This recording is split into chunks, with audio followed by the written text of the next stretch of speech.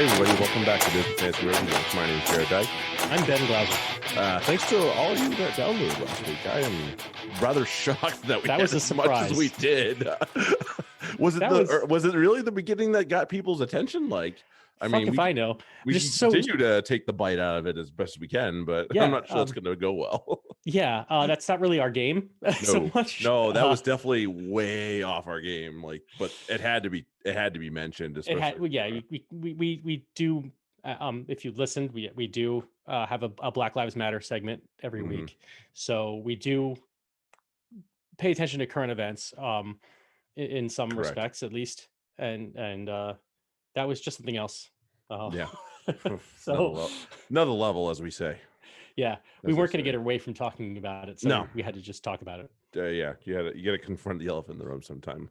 Speaking of elephants, let's drink beer. Fuck yeah! I don't think those have anything to do with each other, but we'll go with it. Obviously, find us on your favorite podcast app. Download, rate, review. We appreciate all of it. I'm sure we'll get a few reviews after. I hope so. After last week, I wouldn't be shocked. One thing I've noticed, so if you are either you listened or you've been listening, one thing I haven't really we have asked for feedback, have gotten some, but not a hell of a lot. The question I would have is there, we mostly focus on the Prem and in Northern Hemisphere, with some MLR because we're American. What are you going to do? What else are we going to do, right? But we kind of ignore the top 14 and the Pro 14. So if you want, are you interested in that? Because I notice a lot of people that I interact with or don't really do Prem as much. So is there more you'd like us to reach out to branch out on and say that the Pro 14? Well, if we're going to do top 14, somebody get on the whole TV rights over here because nobody's carrying it right now. Right. That's really not helpful. Limited stuff we can talk about with some of these, but it's just nice to know if that's something people want to talk about. I think the cycling into the Champions Cup helps at the very least, so that does help. Obviously, you want to make sure that you get our boy Fancy Rugby Geek a coffee. George is the man. George should be joining us next weekend for the big 100.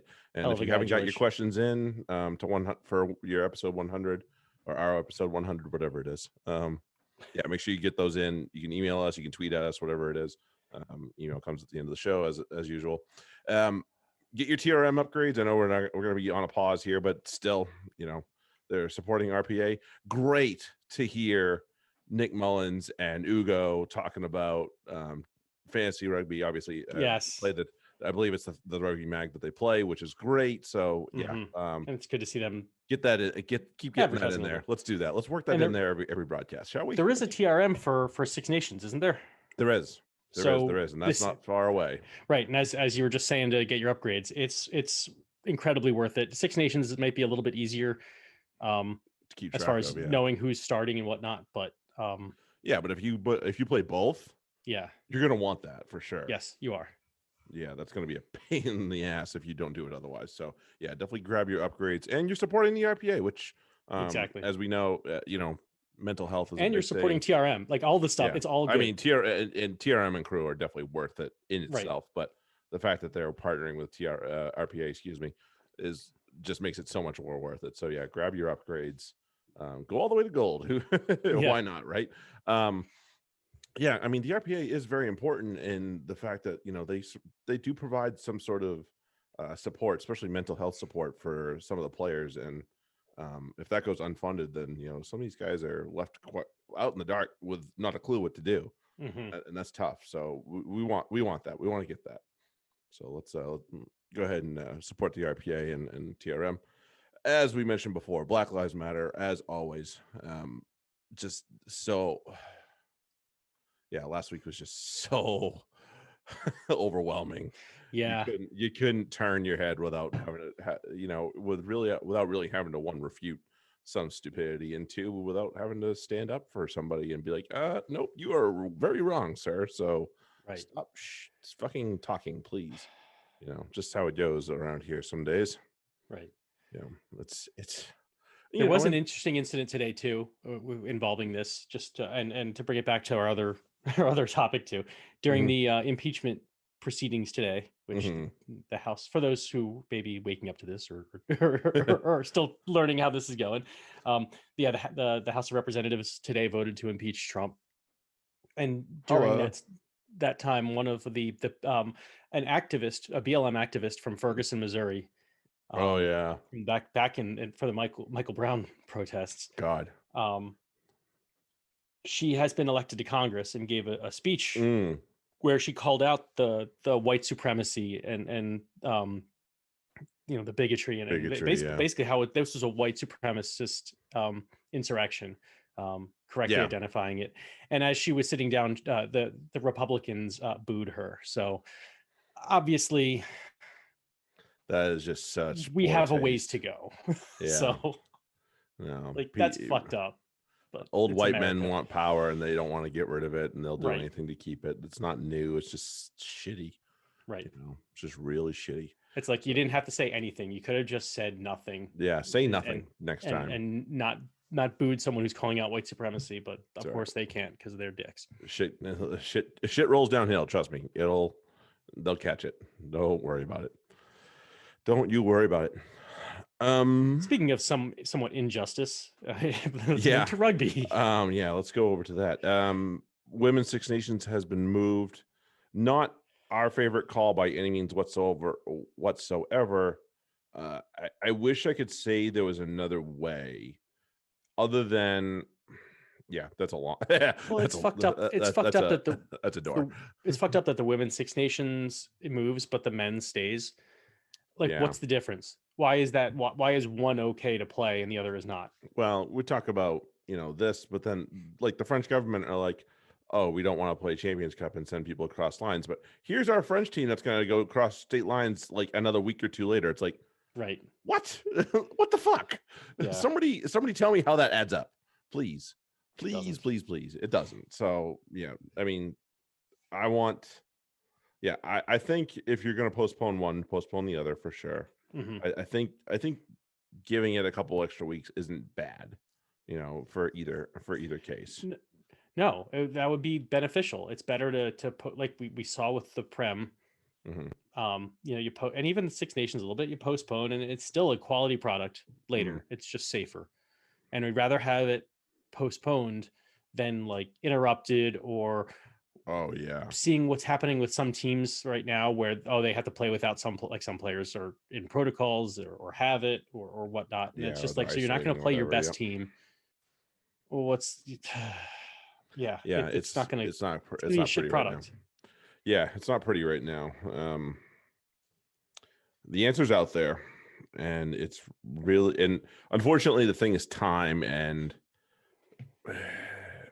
I want to say we have an abundance of it, and we, if we were reasonable, we do. But there's so many moving pieces that are going on in the rugby calendar right now. It's, considering, bring it back to the men, and you're pushing back the Champions Cup 2 weeks. The Prem not playing any matches whatsoever, which is stupid. At least I believe the Pro 14 took this week off, and they're playing next week. Okay. So they're and they already have a truncated season as well, and they know they do. So there's only So we'll see, and you're going to be pushed up against the Lions tour, and yes, that should happen. Although apparently that's gaining momentum of possibly having the Lions, the Springboks. No, the Springboks come up. Okay, yeah, that's right. Which I don't think it needs to happen in some way, or because to push it back a year, and and I don't remember who was talking about it. It might have been Tyndall or it might have been Lal, whoever it was out there on the Twitterverse, talking about how draining a Lions tour can be for a player. And, to play it in 2022 with a World Cup in 2023, I don't think it's a good idea at all. No, honestly, that's too much, too crunched in. And that's really the thing about the Lions tours. I mean, the sheer amount of matches they play in such a short amount of time. And yes, there's multiple squads, but still, fuck. Yeah. And some players are floating between the two squads too. Yeah. There are players who will play, a couple matches a week, and they'll be on the bench for one and start another, and it's like, That's rough, man. That's really rough. So I don't know about that one. So we'll see. There's no good answer at the moment. I wish there was better answers that had come up beforehand. And I'm not talking COVID. I'm not talking just COVID. I'm talking way long time ago. Right. But they're not there at the moment, unfortunately, and that sucks. I think also I do think it would be kind of cool for the history of it for the Lions to host. I think that would be kind of neat. Yeah, I mean, in South Africa, I know it fucks with the shape right now. Yeah, I know it fucks with the program essentially, but and that's not what the Lions is about. But at the same time, you can still go on tour in country. You can still do the tour. You can still do the other side. It's the way to make it happen without it needs to happen. Whatever happens, it needs to be this summer. If it's going to happen, and it needs to happen. It's an important thing in the rugby calendar. It's something that everybody looks forward to. You don't want to table this for 4 years and have South Africa try it again, because that sucks. Yeah. And they don't want to wait 4 more years, I promise you. And because there's Springboks that are ready to play right now, and they want to play against the Lions. There's guys that are in the Springbok squad, and they may not be there in 4 years too. So that's a big really tough. Yeah.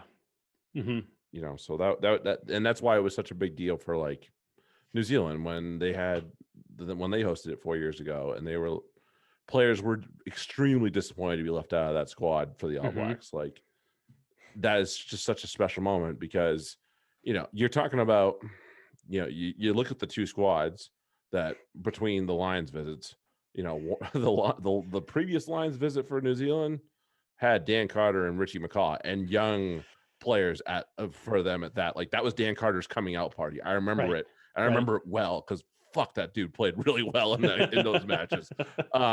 So yeah, that is the difference. That is such a huge gap. So you don't want to wait that long. Right. So in 4 years is even more, is not as bad, but still you just don't want to wait. Right. And it's got to happen this year, and that's my opinion. Women's Six Nations absolutely has to happen this year, because otherwise you have no prep for these teams for the World Cup in the fall here. Yeah, and that'll just be that's awful. That's gotta happen. Somebody get on a TV provider for that here, please. I don't know who, and I don't care. And honestly, I will bite the bullet and get Flow. Somebody get it so we can watch it here. Seriously, I'm not. It's bullshit. It's bad enough that we can't really watch even the Premiership. I watched it last week. Bristol and Exeter. Yeah, you said it was on YouTube. Yeah, it's on England's YouTube page. Is that accessible in this country, or do you have to use nefarious means? No, the IP's not blocked over here, which is smart of them at least.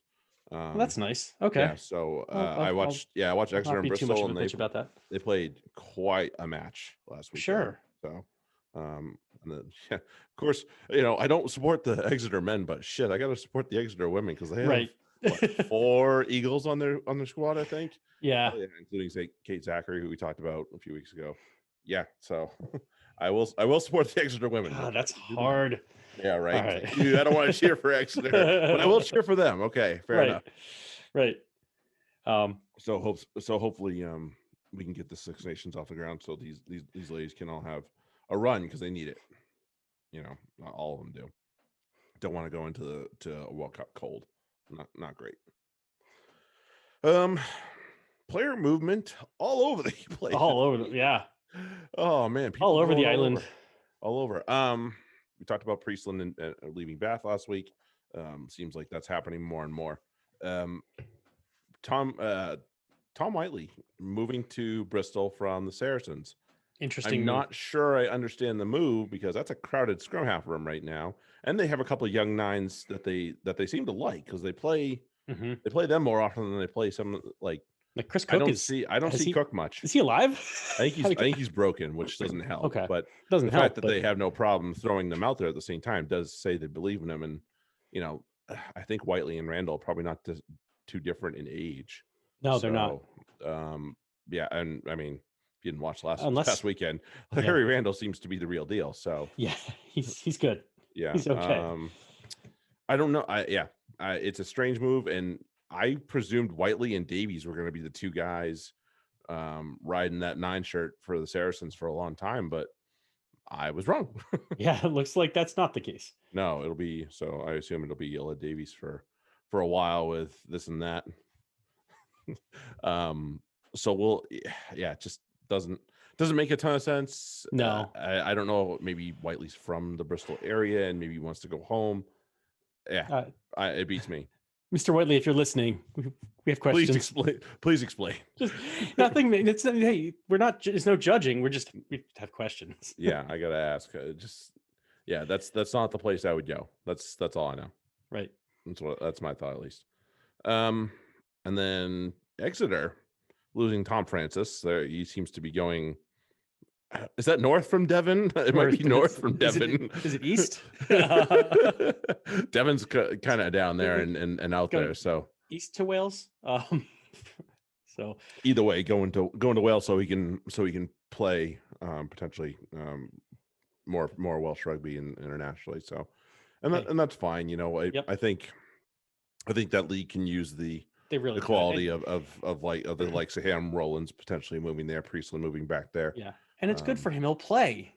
Fuck. I mean, yeah, he's definitely going to play a lot for that club. But I mean, he's never going to break they're starting, their steady starting. No, it's really hard to unseat those guys. So yeah. Although Harry Williams is in that job, but different story for a different day, I suppose.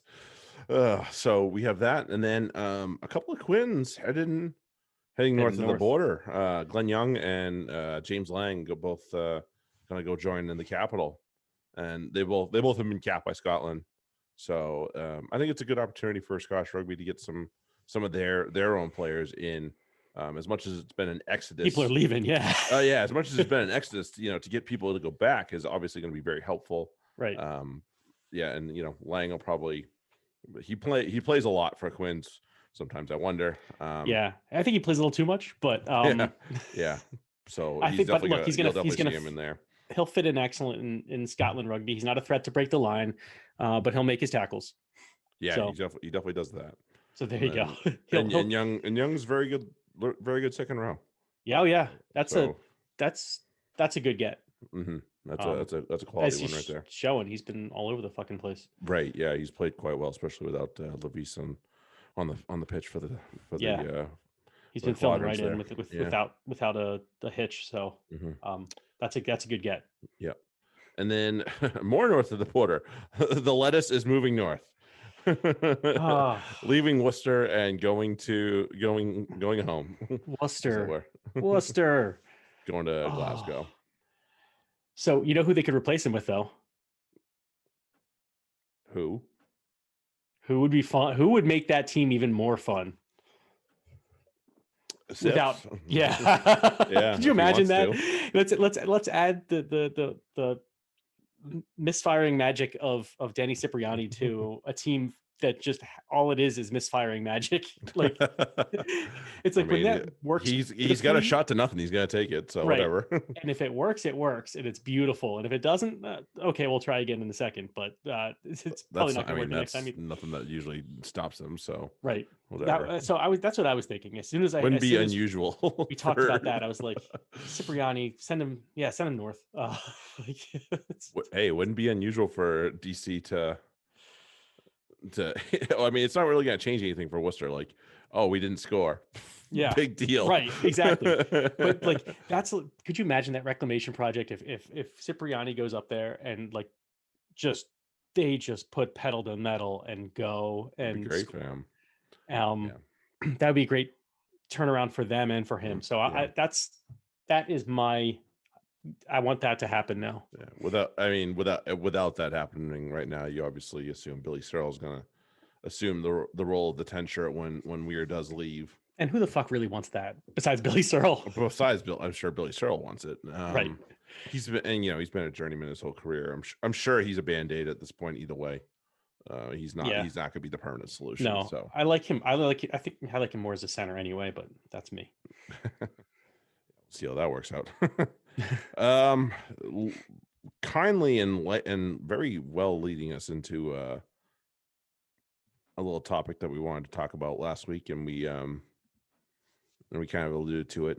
Premiership 10s, and I just want to kind of throw the ball around a little bit here and not get too formal with it. But so let's assume that these are the starters for each team: Bath, Reese, Bristol, Sheedy, Exeter for Simmons, Lloyd Evans for Gloucester, Yep. Ford for Leicester, PJ for Irish, Marcus Smith for Quins. Right now, Brett Connon's probably the starter for Newcastle. Yep. Bigger for Northampton, AJ for Sale. Umaga is probably their preferred 10 for Wasp, and then obviously Weir for Worcester, as we alluded to. Yeah. And there's other names you can throw in there for many of the clubs, although I don't know who the hell's playing backup 10 for Irish. Maybe Brophy Clues, but that's who I would have put there. Yeah, but really, you know, we haven't seen him much there. Unfortunately, I think giving him a run there would be good, but we just haven't seen him much there. So, as far as those go, the best of the bunch is probably Marcus Smith. Yeah, it's got to be Smith. It's Marcus Smith, and it's not close. Yeah. Like he can do it all. Let's put it that way. Including, who the fuck did he tackle this weekend? Hold on, let me figure that out. Wait a minute. Somebody extremely large for the Irish. Was it Cowan? I think it might have been Cowan. Might have been Cowan, yeah. Just not even, and not like a smart tackle, not one of these like, I'm just going to put you on your ass. Like, if this is open field, you know, Cowan's at full pace, and Smith's like, yeah, you're just going to end up on the ground because I can do that to you. His boot is fantastic. He can run, he can scoot, and score tries. Yeah, he really is he does it all. He's the only complete. He's the most basically in all phases of the game, the most complete 10 in the game. Yeah, in the Prem. Right. Second behind him, is it Simmons? So here's the names that I'll throw at you. There's a lot of them. Reese, Sheedy, Simmons, Bigger, and Ford. Yeah, I almost think AJ deserves discussion there, but I'll leave him out anyway because that is too many people. To me, the Reese and Ford are like third tier. Okay. I would take Sheedy and Simmons. Really, I'm sorry, not Sheedy. What was it? You had Bigger there. Yeah, Bigger. Yeah, Bigger and Simmons. I think Sheedy's on that. I would put Sheedy on that line with Reese and Ford. Yeah. Yeah. So Bigger, of the two, one's got international plaudits. Another one doesn't. Is Bigger. One's a fucking MBE. So. Yeah, that's also true. That's also true. Couldn't not say that at least. He's actually listed in my notes as Joe Simmons MBE. Man, hey, whatever, man. Yeah, Rocky Clark lists it in her Twitter profile. Right, wouldn't you? Can't say I blame him. Yeah, I guess I will, only because it's just been recent. I'll put Simmons slightly ahead of Bigger, but Bigger has played quite well recently. His career overall in the Prem and whatever, a little lacking, but so we'll put Simmons slightly. Yeah, but his international career is better. I like is fantastic. He has one, and Simmons doesn't right now. But at the same time, I feel like on the international stage, Bigger has played up there with the best, and Simmons. He doesn't always have great matches. Like, he's their captain, but it's more like it's like a Brad Barrett kind of thing where he brings a lot to the table, but he's not the athletic and the big play guy. He's the guy who gets he puts the ball in the right people's hands at the right time. Whereas Bigger, you fall asleep on him and he's on. Yeah, he's been quite a threat lately. So I would go with Bigger over Simmons, although Simmons has been fantastic recently. Yeah. And then of the next bunch, I mean, it's really hard to ignore Callum Sheedy in the way he's been playing, especially recently. You know, he's been the fly half of a team that got to a semifinal in the Prem. He's the fly half of a team that won the Challenge Cup. Right. I don't think you can ignore that. You know, you can't. He's been excellent. And he was even excellenter again this past weekend. Correct. Against Joe Simmons. Outplayed him. So I think. Yeah. So I would need some love. I would put him behind those other two. Yeah. And then probably Reese and Ford is really close. And really, honestly, the way Ford, apart from Ford's game last weekend, not this past weekend, the weekend before, I don't see enough from Ford to really say, yes, if Ford were to walk into the U.S. team, I'd still want AJ. Yeah. Take the reins of the U.S. team. Hell yeah, I would. That's how I feel about that. So honestly, I think we've just answered our own question by putting Reese and AJ maybe in that order and then putting Ford after that. That's what I would do. Yeah. Because let's be real. The way Sale play when RDP's in there, it's not the same. No. And his kick and AJ's kicking percentage has been way better this year. I don't know. Dupria's is like career 60, 70%er. AJ's kicking close to 90 right now. So yeah, no, I'm taking that guy. Taking AJ. Yeah, like anything that's in the attacking half right now is a threat to be a penalty with McGinty at 10. So right. And Sale, are they? And he can scoot.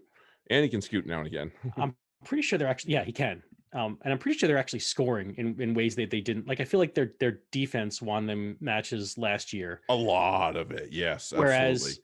Whereas now their attack, they're putting up points. Yeah, so in a lot of ways I haven't, and I'm not. I haven't done any fucking research on this, so I'm probably shooting out the bum. Exactly. So I don't recall them being big scorers last year. Yeah. So, and then Ford after that, and then really it's like a couple of unknowns and just kind of meh guys there. And not to say that all these guys are meh. But you know, Umaga's got loads of talent, still has a lot of developing to do. A lot. I think I wouldn't have him as if I'm Wasps. I'm considering not having him as my 10 because of how well Atkinson has played. Yeah, he played really well. He's outplaying him and he's younger. It's like I feel like Umaga's gotten a lot of this. Oh, he's young. He'll learn. He'll figure it out. And he's not figuring it out, and Atkinson just shows up and is like, yeah, I'm just gonna do this, and I got it. Well, I think at this point you're looking at the league is adjusted to Jacob Umaga. It's now Jacob Umaga's turn to adjust back. Yeah, and if he can do that, then he will be fine. He will be right. He'll be one of the best 10s in the league, without a doubt. But he's riding the struggle bus right now. Yeah, he is a little bit. I like Weir over him easily right now. Yeah, and then you have the likes of Lloyd Evans, who's been a little bit meh. He had a couple of good flashes, but although that pass he threw the other week against Sale to Harris was really good. They play better with him though. Like they do. They have played much better than him. That same thing with AJ. Like they're not winning, but they're playing a lot better. Yes. Yeah. Whatever it was with DC, and it might have been kind of similar to the England squad with DC. Just they weren't really buying into him for whatever reason, which is the stupidest thing you could possibly do. But hey, that's how it is.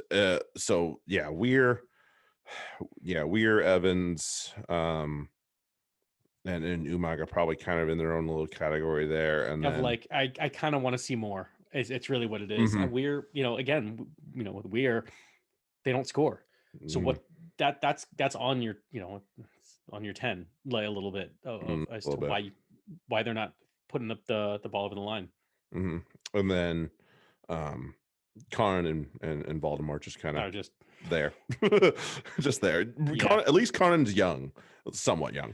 Voldemort bye, you're done. But whatever, Brophy Cruz is coming up behind him, and that and hopefully he's a short timer. Him.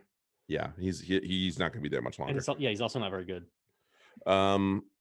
Are there any reserve 10s that you would take instead of Bonilla, the starting guys? I'd rather have Bonilla than certainly the last two guys we mentioned. Yep, he's pretty good. He proved himself at Jaguars too. So, and if we want to talk about Malins at 10, God, I know. that didn't even enter my brain because he's hurt. So I had Bedlow down there. Okay. Tiff Eden could be an option, but Tiff Eden could I be had Bedlow as Bristol's reserve 10 at the moment. And Cameron Redpath, who we'll talk about him a little bit. Just showing flashes left and right. And I know he's give it a bit. He's at center, but he's also 20 and basically going to be groomed to be the next fly half. He's a lot younger than I thought he was. I think that's a real mistake that Sale made there. Huge mistake. Sure. I mean, to keep Rob Dupree, who's only going to get older and really isn't that good anymore, over Cameron Redpath, who was definitely but he's got bags of talent, and the kid looks lively. And you want to play. You want your 10 to be lively. You don't want your 10 to just be just another guy. You want him to be lively, and he looks like he's got the gumption to say, let's go forward and let's get this thing done. I mean, and we saw Dogwoo too, doing some things. Like they've just, it's been odd, to see like, Sale talking towards the end of Dymo's time there about how, they didn't really build an academy system. They didn't have any infusion of youth. And they didn't really have anybody they could rely on. Like, they needed to they shouldn't have, they're patching their team together with Safas because they can't grow anybody. And it's like, well, they may have their answer now. Yeah. We didn't talk about it before, but we have, they may have their answer to that now with Alex Sanderson coming in to Salford, Manchester, whatever you want to call it. And, possibly putting some sort of, better stamp on what there is right now. And certainly he understands how to build with his time with the at the formerly known as the Allianz, I'd say so. And he understands what it takes and knows how to put a culture together. Although I said it to you, I do find it funny that Dimes makes the comments he makes when the relegation and the salary cap thing dropped, and Sale go out of their way to hire one of Saracen's coaches. Yeah. So something about that. So you want to poke fun at it and the club, but you have no problem snapping up one of their coaches. Hey, on the other hand, I guess I'm going to have to learn to appreciate Sale. But I'm guessing the club culture will change a little bit. I don't doubt it. I can't imagine Sanderson's going to stand for John O'Ross being on that squad. Correct. Certainly not captaining it. Or at least him being the fucking tool that he can be. Right. No, I don't doubt that for a second. Speaking of which, speaking of captains, let's roll that right into Premiership captains. So Bath, as far as I know, is Charlie Ewells. Yes. Bristol is Siali Piatau. Oh no, Luatua. Luatua. Yeah. Excuse me. I knew what I was doing there, so I promise. Stephen Luatua, Exeter is Joe Simmons right now. Gloucester is MBE. Gloucester's Ludlow. Yep. Levis. Quinn's is Levis, but really their on-field captain lately has been Don Brandt because Levis has been banged up. Well, he hasn't played since week one. Since that first week. Thomas Youngs is Leicester's captain, as far as I understand. Rogerson has more or less served as the captain of the Exiles. Mark Wilson is definitely Mr. Newcastle if there ever was one. So it's close. It's close. So there's that. Alex Waller for Northampton. Sale, John Ross, Was, Joe Launchbury, and Worcester, Ted Hill. Of those guys, and not, I have to say, and this is definitely going to be a bit of a bias. Maybe Wilson's the one guy I'm ready to run through a wall for. And I'm not even sure. Compare that to like Brad Barrett for the Saracens, right? And even Rob Shaw before he left. There's guys that Launchbury, absolutely. Yeah, probably Launchbury. I'll give you that one. Absolutely. That's I mean, you see how Wasps have played with him in the lineup and how much different it is. Oh, it's extremely different. That's true. I'm of all of these people, and if you've listened to the pod, I'm not like the biggest Launchbury fan as an overall player. But that he's more than the sum of his parts. Like what he brings to the he brings those intangibles that you can't teach a player as a captain. Right. You can't go out of your way to show that. You have to have it. Yeah. You know, I mean, Launch is my guy. Yeah. So I think of the guys I really like on that list, Luatua, Launchbury, and Wilson. Really, like those three guys I could play for all day. You know what? I have to say Joe Simmons is on that list too. Okay, fair enough. Because what he does, like he obviously brings that to the table. Like we may not see it the same way. And we don't really see Exeter without him, so it's hard to know That's true. Like that much. But damn, if that guy doesn't, like I said, he gets the ball to the right people. He does his job very, very well, and the people around him respond to him. So it's same as Launchbury. Like maybe Joe Simmons is not the flashiest motherfucker out there. No, but I want him on my squad, and I want him. I would, yes, I think I believe, without really knowing enough, because as we said, haven't seen them without him. Right. I think he's a brick wall guy.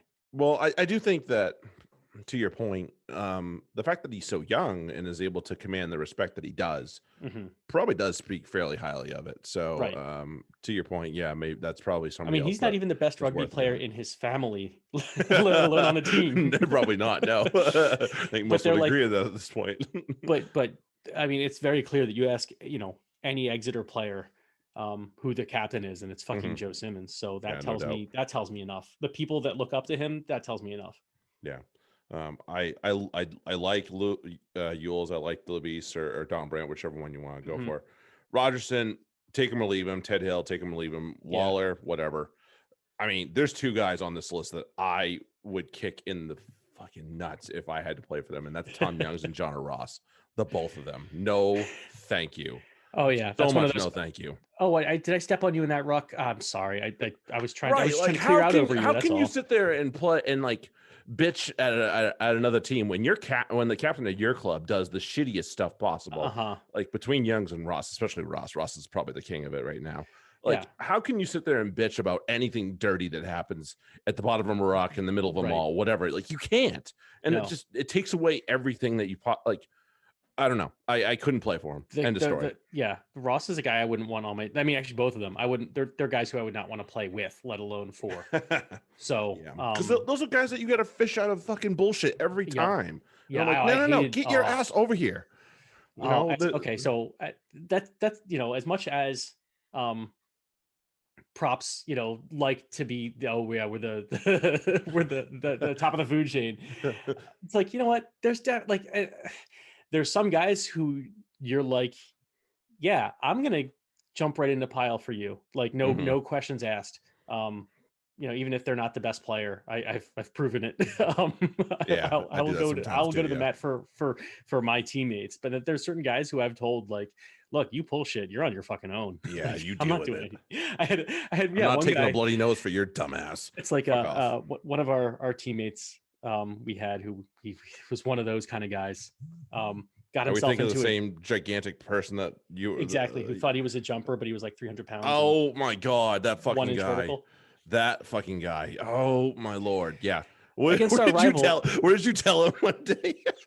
It was we were playing our rival, the Wolfhounds, and this guy gets himself into a real tight spot, and one of our other teammates, this guy Matty C, turns to me. He's like, Ben, go help him out. And I turned to Matt, and I'm like, he got himself into that. He can get himself out. Yeah, and Matt's like, you know what?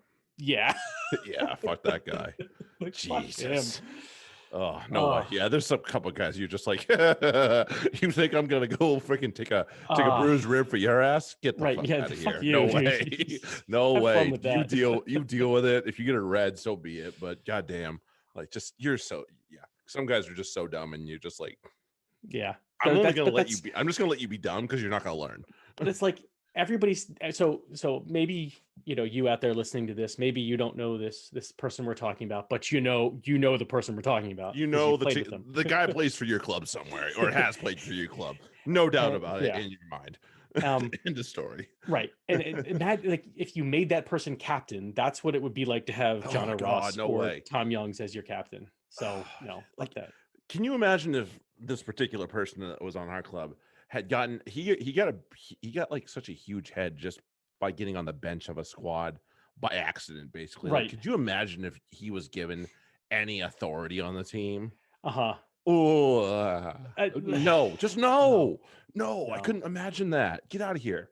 Ugh, no. So that's it. Yeah. So my technical feelings of Ross and Youngs are ugh. Yeah. So there you go. That for whatever that's worth. Yeah. Oh shit. All right. I guess we can talk about the actual rugby now. Yes. Actual rugby. Yeah. Well, There was some good rugby. Yeah. Some Well, let's good talk rugby about this what was probably the match of the weekend. Although I think somebody would argue The first for match of the another weekend. one. But damn, that was amazing. Bath 44, Wasps 52. You know, and I will cop to this. I said this and I look back on it and I really regret that I said it. Like, I said defense anyone? I'm like, what am I talking about? Why did I say that? Why did I say that? This is amazing. Yeah. This is amazing. We're bitching about, how shit rugby is and how poor it is. And then Nemani Dodolo with this thing happens. Body slam on that. Yeah. Yeah, that was good. That was a good on point right there. And I thought about it before that too. And I was like, why did I say that? But he just articulated it way better than I did. Right. But yeah, like, oh man, this was awesome. Like, I have to show my high school team a match. They're watching part of this one for sure. No doubt about it. They will enjoy the hell out of it. They will. I want them to enjoy it. So I mean, how can you not? Because that's the best thing is that, like, you talk about defense anyone and because you're not the only one to say it and all that. Right. But like, if you play, it's okay. Long time ago in this grumpy old prop's life, there was a movie called The Karate Kid. And in that, an older gentleman teaches a young kid who's struggling to fit in a new place and pissing everyone off how to defend himself with karate. And there's one move he talks about where he says, and I'm not going to fucking use I'm going to say it the way he meant it, like use art, or, I'm not going to fuck up the language of it. It says, if you do this right, it's you can't defend it. Yeah. And that's if you play rugby right, if you attack in the proper way, yeah, you can't defend it. Only for so long. It won't hold up. No. If you do it the way that if you attack the way it's done a lot in the Prem, where it's crash ball, box kick, that's defensible. That's that's tactical rugby, not open rugby. This was just open rugby, and good luck. We're going to toss it around. We're going to hit that center's channel, and then see what you got. See if you can reorganize your defense. That's really what it is. It's about if you make the defense reorganize enough throughout down the line. And suddenly you've got an overload and you're exploiting that. That's Absolutely. This match. That's exactly what this match was. Yeah, started right off the bat with the old man Priestland. He looked at what the back line said, we got a couple of fatties out here. Yep. I'm gonna just go ahead and take this for a run, and just ran right by him. Put the foot down and go. Yeah, that was good on him. That was great. Oh man, was that and funny. Who gave it? Oh, who was it? Was it Underhill that gave him the pass? I think so. It was like he could have taken it. Like he could have beat those guys. Yeah, he could have room too. He didn't see where what was in front of him, but yeah, Reese certainly did. Yeah, I mean, just fantastic match all around. I mean, Underhill scored. Underhill doesn't score. No, he doesn't. Brad Shields was alive, apparently. My goodness. And Lima Sopoaga was alive. He played. Yeah, well. we talked about him the other week. Like, he has just come into his own, which is great. You hate seeing a guy struggle after a move like this, and have to take all the flack for it. And God knows, I probably gave him a little bit of it myself. So this is great for him to just see him kind of bounce back and finally persevere. 15 is probably not his favorite position, but he's contributing and he's doing everything he can for the Wasp squad. So you gotta love it for sure. And most importantly, they're playing well, and he's a part of it. Like he's making a positive contribution to a team that's playing incredibly well right now. Absolutely. So that's good on him. And then we talked about Cameron Redpath. Yeah, definitely get him the ball. Yeah, Definitely get he can scoot. Just a piece of advice. Get him the ball. Yeah, he can scoot. And he's got some vision to him. That was a great line he ran, and he hit that gap perfectly. Yeah, it was very good. And then talk about elephants in the room. Paulo Adogwu, what a sensation he's turned himself into. Like, you cannot speak more highly of this guy. Like, wasn't great last year, very bit part. Hand got forced by Wasp to play him in a position that he's not accustomed to. Yeah. And he's rewarded them handsomely at this point. Well, so it's been fascinating to see his development even through this season. His first match this year with them, he just got bounced around a lot. Like, it wasn't so much that he played poorly, because he did well in attack, because that's what he does. But his defensive physicality was lacking, to say the least, to be completely polite about it. And so I was kind of like, okay, I see where this is going, because we've seen this before, and we've seen this with Wasps before, for their attacking wings who just don't give a fuck about defense. Sounds familiar. A couple times, and one guy who said he's done with rugby, even though rugby's done with him. Rugby's way over you, buddy. Don't worry about it. But suddenly Odogwu and his physicality, like the plays he's making, where he's physical at two ends, like he's shutting down a lane and maybe throwing a shoulder into a ball carrier, and then tracking down the offload. Like, he's making ridiculous plays and showing fantastic physicality and intent in attacking on defense. So fuck yeah, just absolutely. And then I mean, he scored 2 absolutely brilliant tries, but how good was Josh Bassett's? Ludicrous, absolutely, completely ludicrous. I couldn't believe. I was like, he didn't score this, did he? Yeah. The replay came in that got a closer angle. I'm like, he didn't touch it. Shit, he got it. He didn't touch it. He let it go off his chest. All the good things. Again, a guy that just doesn't get talked about enough. But goddamn, how good was that? Yeah, just absolutely brilliant. This was an amazing match. Bath let it get away from them a little bit, which was really unfortunate to see, because they deserved better. They did get their bonus point try, so they were able to at least recoup that. I'm sure they would have appreciated a bonus point, losing bonus point as well. But it's a little better. I saw a lot of good things out of the whole team as well. Falatau has been playing very well the last couple of weeks. I think Bath should be very excited. Unfortunately, he's probably going to leave and go play with Wales, but hopefully he keeps his form on his way back.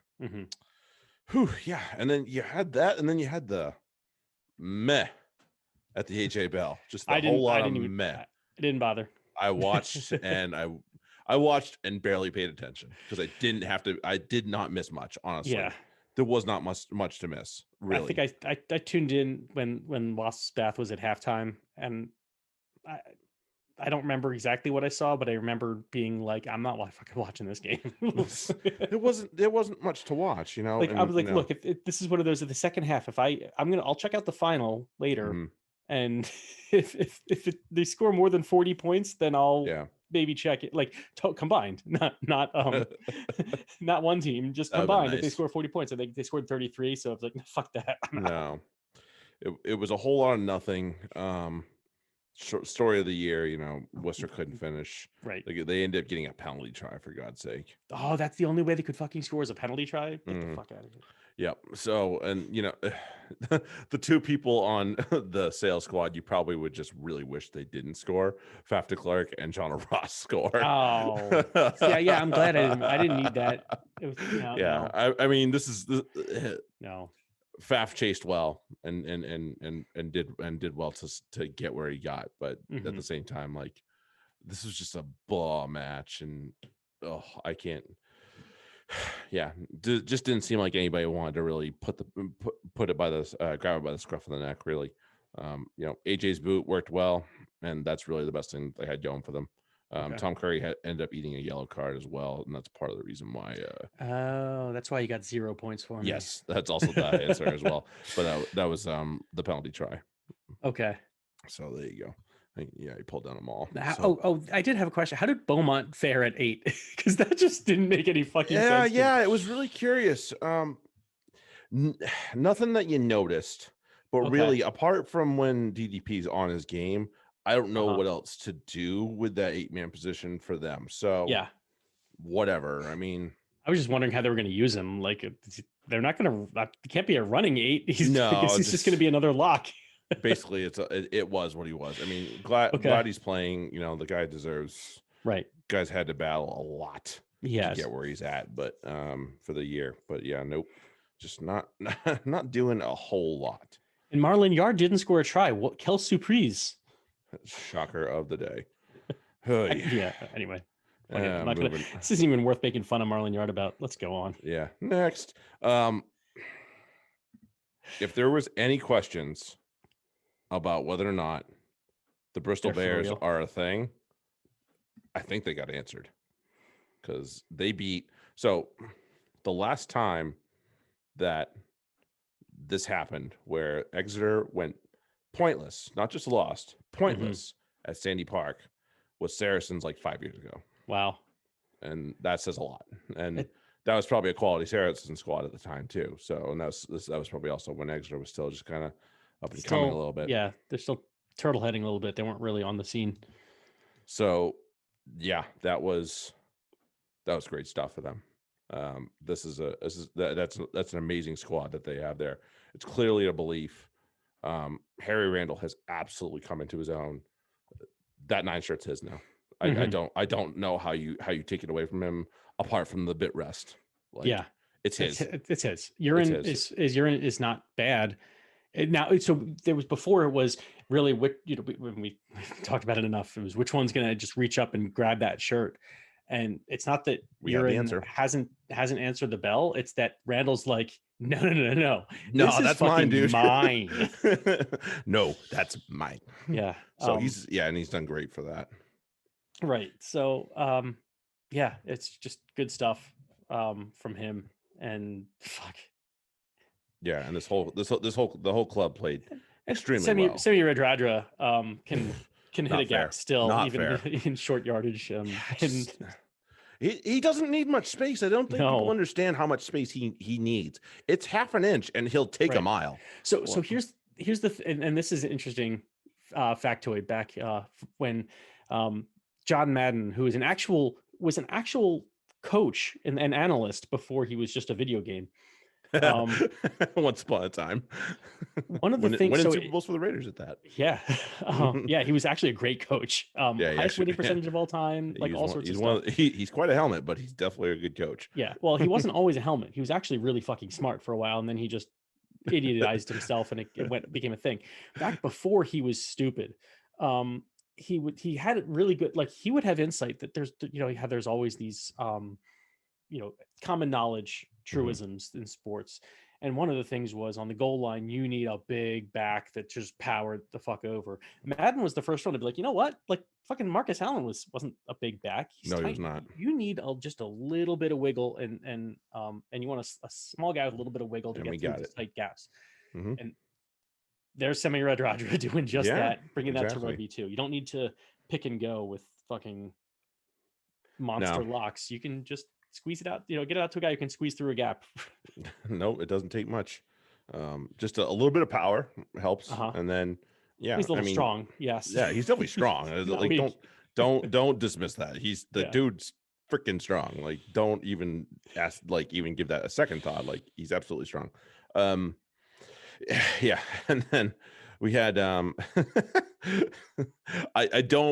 absolutely don't blame Sinclair 100% for his reaction, because you and I have talked about the tackle that LCD's been doing of late, and not really liking it, and I don't like it either, because you get half a cleat stuck in the ground. That's a broken leg, your knee, something. Yeah. So I totally agree. And it was right. It was what got a penalty. Was it yellow or it got a penalty? Yeah. And so it was correct. And Sinclair was obviously very upset. Yeah. That needs to be more too. That happened more often.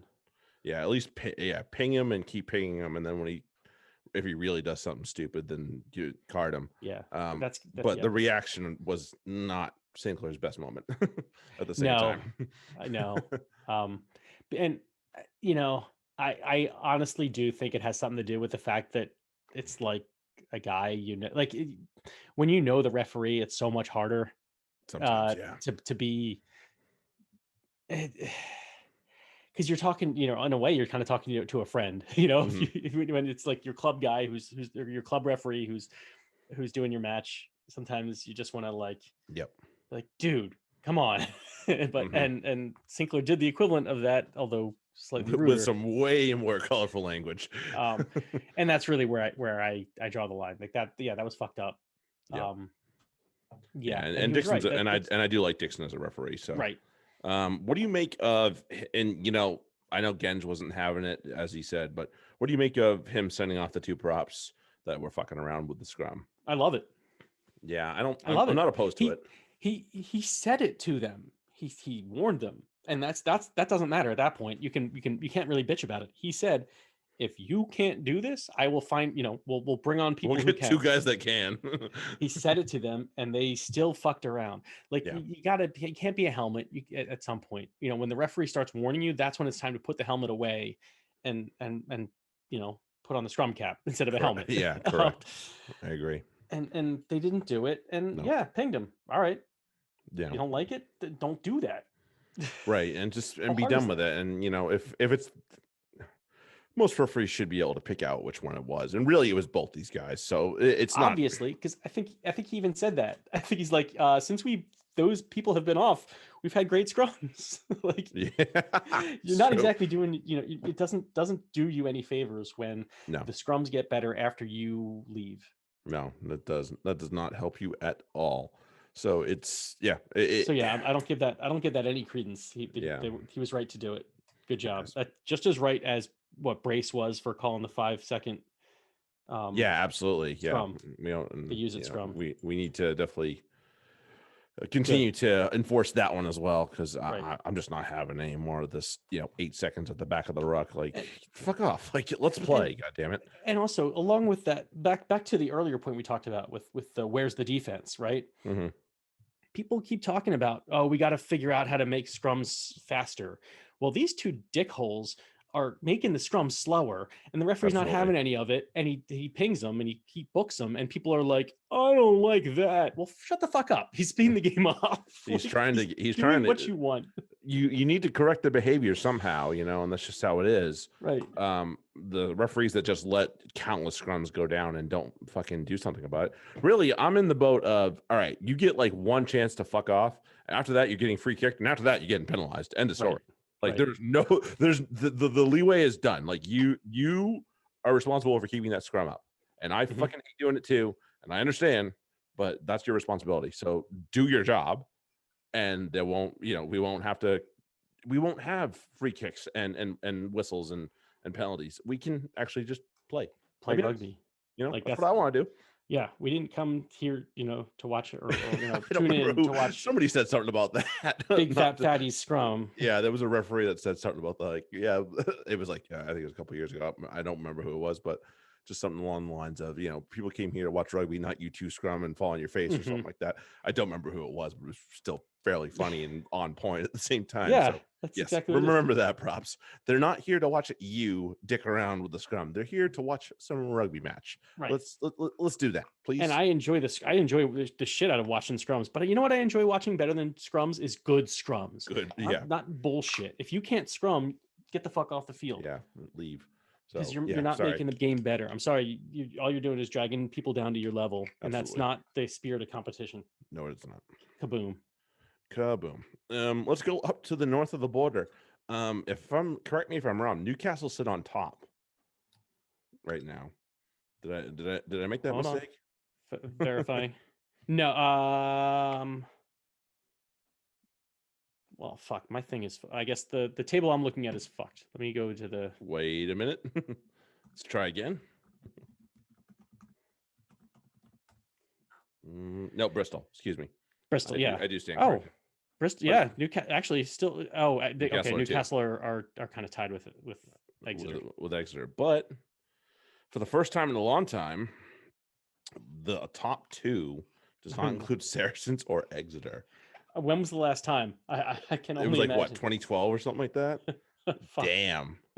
Like, holy shit. I mean, it's a good thing for Premiership rugby. I will say that. It is. You want to see. You don't want to see Saracens and Exeter running away with the top 2 spots all the time.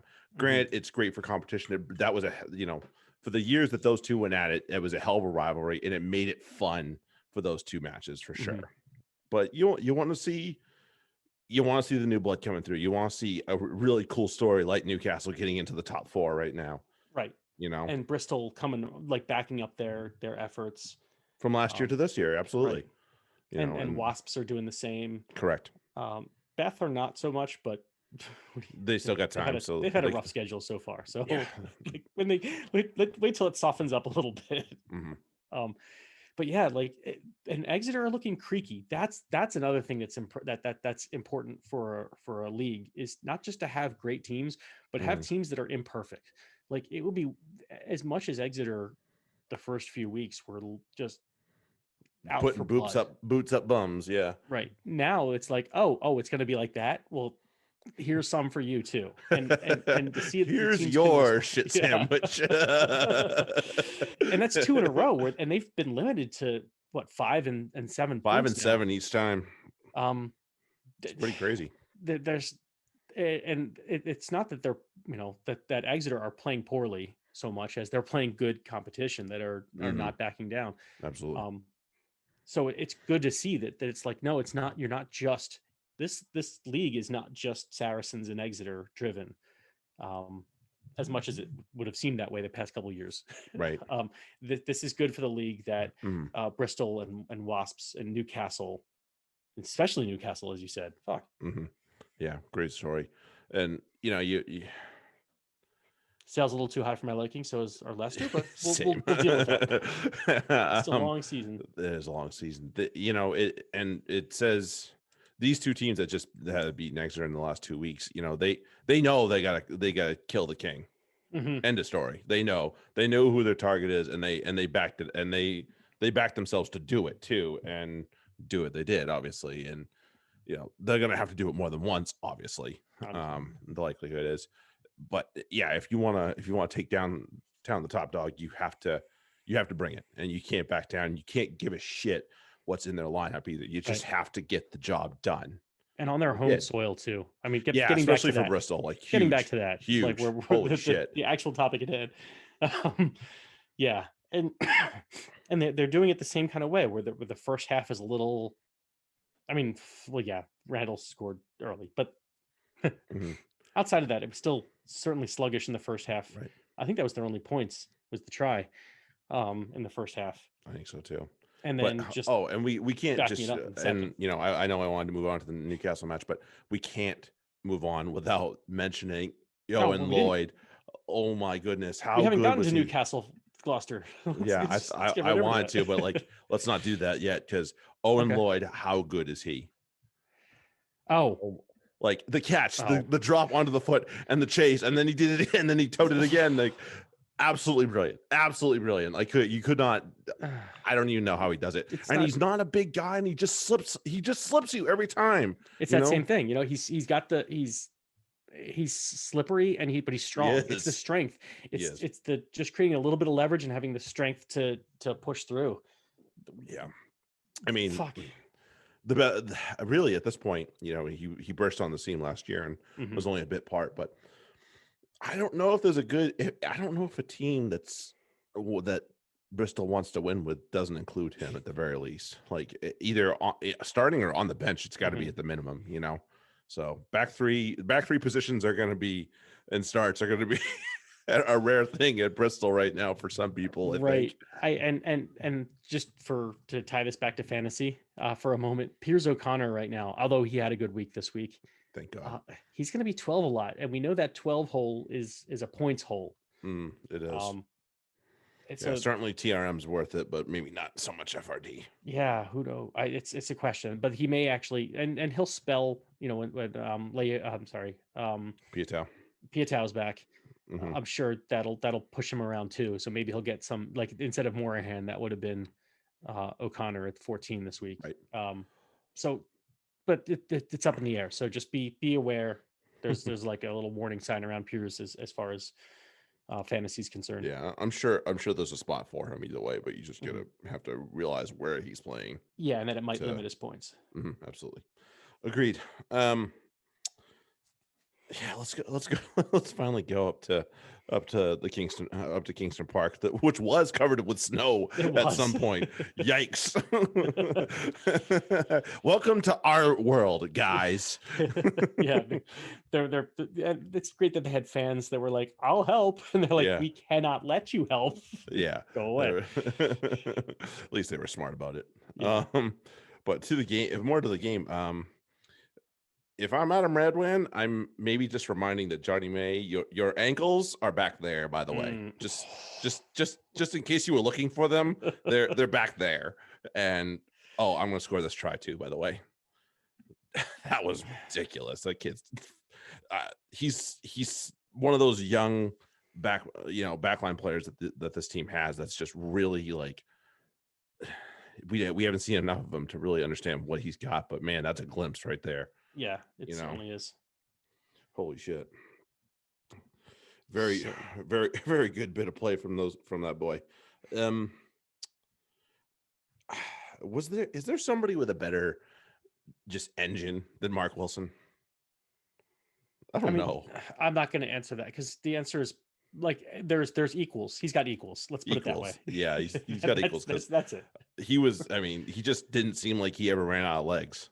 No. Just kept going and going, and like he's like, where did is that 7 for Newcastle? Where did he come from? I don't like so many times. I was like, what the hell? Here's my problem with you saying that Mark Wilson is a guy who you would run through a brick wall for. Because if he told you to run through a brick wall and you started running towards it, he would beat you there and run through it first. You wouldn't have the opportunity to. He probably would. So wait. What did I just tell them? Oh, I'm running anyway. Screw it. Wait, why is that fucker taking so long? I'm gonna just run and do it myself. Dude, I took off as soon as you said it. Yeah, maybe that's more to the point. So, shit. Yeah, he's quite good. Yeah, quite good. I think you put his hand back up for Eddie too on that one too, because you need a guy like that at international rugby that just doesn't run out of legs.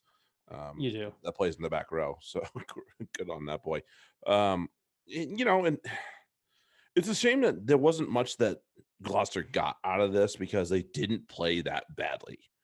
Right. It's such a shame that it didn't the way this worked out for them. And that's the problem. Like that's their snake bit. It's the same. They're in like Worcester territory with that. Yeah, they're getting there for sure. It's really, certainly frustrating for them, I imagine. It's time. It's time to go to Seb over Ackerman. Oh God, I can't. They're getting. They need. Like Evans gave them a little bit of a jump start, but it's just they're not turning over every time yet. They need more. You need somebody to get more energy. Yeah, you need somebody to break that half tackle with a step or two and look for the offload. Right. And either Ackerman, he'll get the offload or he'll be the one that gets the step. Right. One or the other. Because Ackerman's not that guy. He's another like lock at 8 essentially. He's not hitting. He's a 6 at best. Yeah, exactly. And that's where he was playing for a long time. I don't see how this team can continue to expect good things from themselves if he's going to play 8. I really don't. And it's just too bad. And I really love Nagel Taylor. I'm glad that Moyle got himself a contract as well.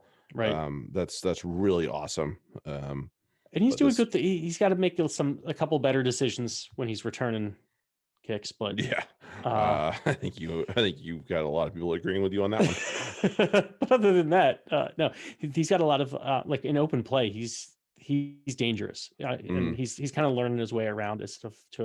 You can see which lines are working, which lines aren't. So he's still trying to sort out how he can fit in at this level. Correct. And once he figures that out, he could be good. But that's always the key for any player with his kind of talent is whether or not he figures it out. Yep, absolutely. Most Seb, of these guys I think got talent. Yeah, Seb will figure it out. He's talented enough to get the opportunities. I'm not sure Moyle is. He needs to get going like soon. Otherwise, it's going to be all right. Let's see. He may just be a jag. So let's see what we got because they have enough back 3 players that they don't need him to put him out there. No. When they had their full squad. Yeah, Carreras debuted in this game too Mm. for Gloucester. That gives them another weapon back there as well. Mm-hmm. So just keep your eyes peeled on that one. Last note, knock on wood, but Greg Peterson's played every minute for this club. Wow, that's nuts. So far. That's quite insane. Yeah. As a lock to be doing that. Yeah, and and it's not like so he's well. It's not like it's not like he's doing it and he's not doing anything on the pitch. He's doing it and he's affecting the game as well. Is.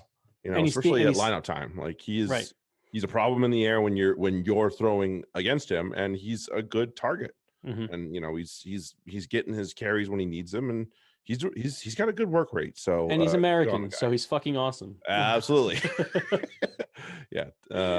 We don't have many reasons to be proud right now. No, we so don't. I'm gonna be fucking proud of Greg Peterson right now. I will absolutely be proud of him. He had 2 missed tackles this week, but that's not too bad. Nobody's perfect. He still had 10 tackles, just the same. Shit. So that ain't nothing. Yeah. So Newcastle 22 and Gloucester 10. Newcastle impressive from the Falcons. They're for real. Yeah, they ain't going away. They're not going away. Take them seriously. They're not hopefully they can keep it up when the back half of the season comes around. Okay, and then over to the Stoop. Quite a game we had here. Quins and Exiles draw at 27 apiece. Wow. I think you mean the Irish win. Irish win at 27-27. Yeah, really. I mean, Quins talked about it like afterwards. Like they really feel like this one got away. No question. Absolutely got away. I mean, and I agree with it. Yeah, I think you give away a prop try at 78 minutes. Yeah, it fucking got away. Mm-hmm. That's not helpful. And not only that, but they scored 4 tries and you only scored 3. So you didn't even you got 1 bonus, no, you didn't even get any bonus point. No, like it's just really Irish come away with it a little better off because they get 3 out of this with the draw. Right. So that's good on them. Good on Ollie Hoskins. He's played a lot of matches in the Prem and marking it with a try. He had one taken away from him, but it worked just the same. He did 2 things wrong in this match. One was that, on the day, I should say. One was that little knock on in the try zone or right in front of the try zone, and the other was that he cut himself shaving in a way that was obvious on television. Dude, come on, man. How long you been doing this? Clean it up. How long you been doing this, man? What is wrong with you? Yeah, if you need any tips, actually, if you know Ollie Hoskins, and seriously tell him to get the head blade. I extremely rarely cut myself with it, so there you go. For those of us who don't have much choice and don't want to look silly and have to shave our heads without, so we don't have a weird male pattern baldness kind of thing going on. That's the head blade. Free plug for them. How good of a whack did Marler put in on? Who was it? Was it? I don't know their centers, Brophy Clues, maybe it was, but probably just absolutely wasn't stuck Rona. him. I was like, oh, that looks like it hurt. Like that's, as I said, that's how you separate your ribs. Like, that looked like it definitely did some damage, and he enjoyed it too. That was the best part. He's like, I like that. Let's do that again. Again. I was like, Jesus, he is disturbing. He is such a disturbed human being. But yeah, he put in a hell of a shot. You know, the 9-10 in this one for the Quins was not the reason that this came down to a draw. People will say the decisions made might be kind of on them, but really there's a whole lot more that could have been done between Quins had opportunities to put this away. Steele and Marcus Smith definitely were a reason that they were even where they were as far as being in a position, but just they had opportunities and they didn't. And by I correcting something I said earlier in the pod, because now I'm looking more at the lineup again. It was Tuasui that Smith tackled. Oh yeah, there you go. So even that's a load right there. Right, it's even different than Cowan. It's on a whole other level. So Smith was he didn't miss a tackle. He was 5 for 5. I'm sorry, 8 for 8. Even better. Goddamn. Right, 8 for 8, 80 meters, a try. You know. Yeah. 3 conversions. Really hard to sit there and put the blame at his feet. Fuck. I don't think you can. He's so good. No, not at all. And Steele had that excellent little dive over the again that excellent scrum half try with squeezing into small spaces. Just find a sliver and get it over, man. Yeah. We saw Rob Simmons make his Exiles debut. They've been waiting on that one for a little while, but I mean, I'd like to see him Wallabies. Play. Like it's he made his debut. I didn't really see him play. No, that wasn't. They're still worried about his fitness at this point, so they're slowly inching him in. I'm sure he will make an impact. I mean, right. And he got 25 minutes, but he didn't really. No, not a ton of impact off the bench for that case. He only made 2 tackles, so yeah, I'm sure there'll be better days ahead. Yeah, for him. He was good in the line out. That's a big thing that they got him for. It's like so. you're right. Yeah, settle him in there. I mean, if their second row starting is him and Coleman when he comes healthy, it's pretty good, really. It's not shabby. No, not bad at all. Could do worse. Yeah, absolutely. And then we can't dismiss this match without talking about Tom Parton and how well he really played, like just eating up the meters from the back three. Yeah, from the back three position. And really, oh man, I wanted him to score that try so badly. I was like, do it. Oh, he totally deserved it. I was really sad it didn't happen, but yeah, he so there's I think it's really hard to say, and Homer's been their fullback for a long time, but really, how do you keep him out? How do you keep Parton out at this point? Homer's not a good fullback. I'm sorry. Yeah. Like I'm not sorry. Probably beyond his day now, and that's just how it is. Right. This is one of those. It's Parton's jersey now. Like, how can he's legit. He was not beating just anybody, right? I mean, this is not a terrible Quinn's back line. Certainly not defensively. I know, Murley's and Lina are still kind of young, but oh man, Murley looked like he tore his hamstring or something. Yeah, shit. Not good. No, but either way, like the rest of the team is pretty freaking good. And not that they're not good, it's just they're inexperienced. But he was playing seasoned veteran style, like knowing what he couldn't get away with, and getting away with quite a lot. Yeah, very good. Yeah, Homer could never at this point in his career right now, he's not going to have, there's no chance of him having that game.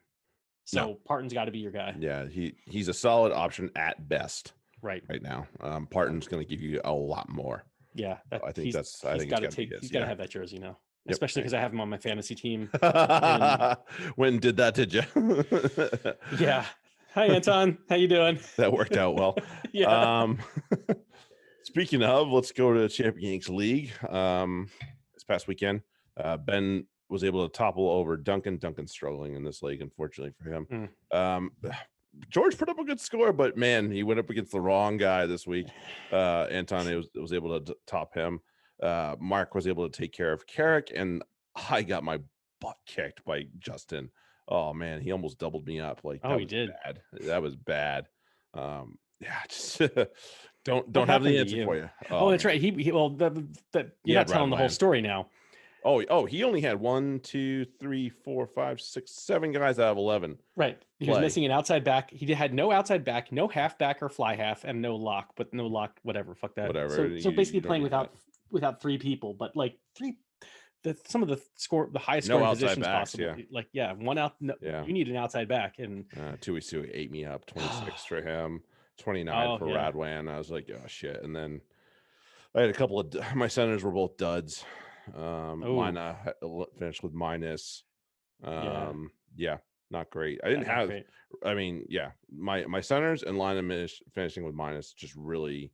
Whereas and then my loose forward options were shite. But Parton won me the match essentially. Although I had some other good scores, it was mostly that, and I had sat Reese Priestland for Lloyd Evans, which lost me about 10 points.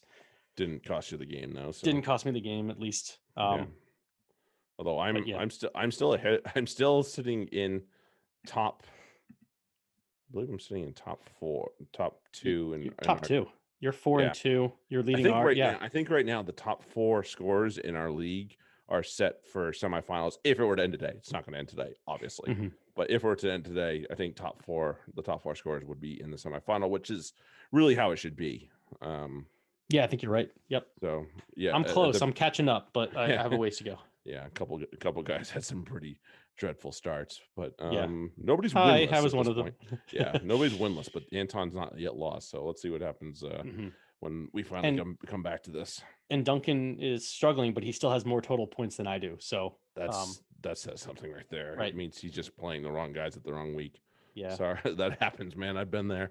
He does have. Well, he has the second highest points against next to George. Oh man, poor George. George has George doesn't have good points for though. Right, he's the lowest points for, highest points against. Oh, and then TRM. I have a coffee. He needs it. Yeah, definitely. TRM. To you and Anton sitting. Anton 1, you 2, and then me right behind you guys. Not too far. I'm only 75 points behind Anton, and with you between me. So that doesn't take much. That takes the right captain. I was extreme. Yes, I bucked the trend. I didn't go with Simmons this week. I did not either. I was like, well, I have him as my kicker, so why don't I get his kicking points too? So I went with Marcus Smith. Yeah. Who returned 88. So I smelled a fuck you game from Don Brandt, and I got it. Oh, okay. Yeah. 32. That's a good one. So that was not a bad one either. On the other end, both had considered Odogwu. Yes, and I wish I had done it now. Right. Damn it! On the other end, but Carrick's had a bit of free fall. Like the only person that he's not behind right now is Justin, who had to eat a 0. So yeah, that's true. Yikes. Yeah, Carrick is 398. He had Wilmore -6. Oh yeah, that hurts. Because he's still captain Dom Brandt, so that should do well. And the rest of his team actually. He just didn't have any high scores. No, he didn't. Outside of Dom Brandt as well as I thought he would. Oh, he had Radwan. Oh, yeah, that was a good one. That's a good one. That's a good one too. Yep, that's a good grab there. Who did you have the high score of the week? You did. Yeah, I was the top 150. Yep. Yeah. Although Justin had a good one too. He had 471. He's just struggling from that 0. That's all. Yeah. Yep. He had Hoskins. Oh, I had Hoskins on my bench. I'm so pissed about that. Me too. Ugh. But okay, so think about it this way, right? So I started Obano, Waller as my props, and had Hoskins on the bench. Mm-hmm. And I thought about it this way because I also had what was it, Tom Willis, and I started Ben Earl, who only got me 7. Oof. And as long as they're on your team, you're generally, it's not going to be that much different, right? Because there's a big difference between Hoskins at 52 and him at 26, but Waller got 18.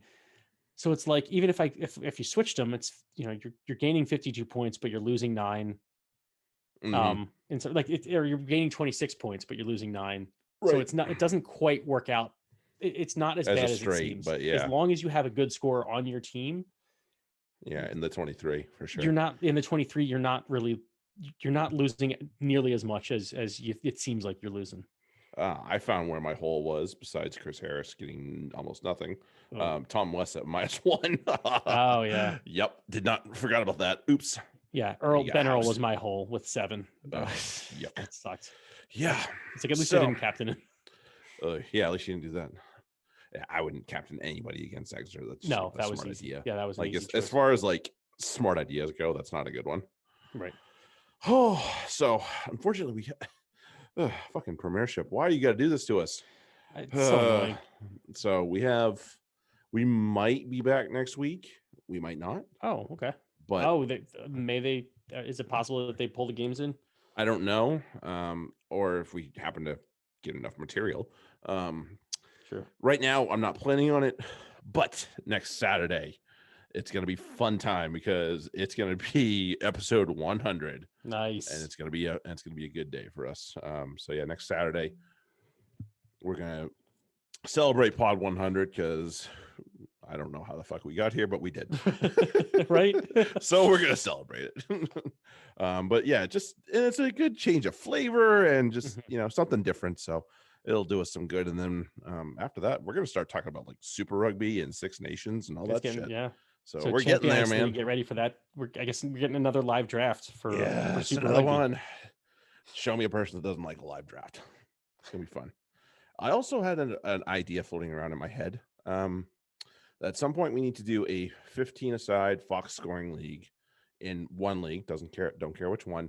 Like dynasty style. Okay.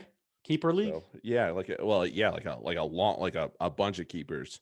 Okay. And then we'll have to work out what we do for when guys leave and all Mhm. that shit. But we can at least work that out. And we have things like Excel and sheets and all that shit now, so we can at least work that out. Even if the system can't hold it, we can at least keep track of it. So Right. I figure that's the way to go with that. So we'll keep that in mind for maybe sometime next year with either Premiership or Super Rugby, likely.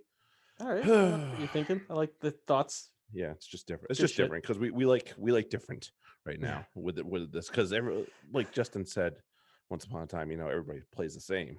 So you want to do something different, and that's how it goes. But until then, at the very least, we'll catch you next Saturday. Be on the lookout for Ben and I on Twitter, fantasyrugbypodcast@gmail.com for questions. If you want to get questions for episode 100, just shoot us a message there or hit us up on Twitter. Other than that, we'll catch you guys next week. Later. Peace.